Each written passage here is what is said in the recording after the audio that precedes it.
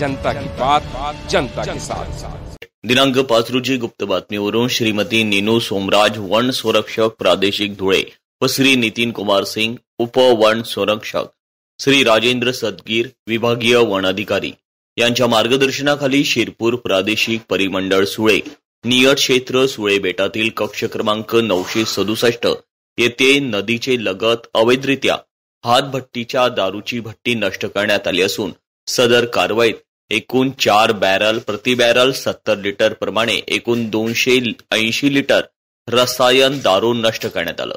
सदरील दारूची किंमत 13,200 रुपये आकारण्यात आली असून सदरचा बेवारस मुद्देमाल नष्ट करण्यात आला आहे।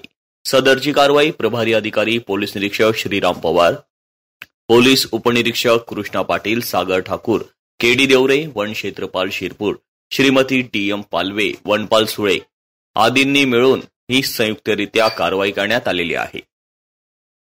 जनता की बात जनता के साथ।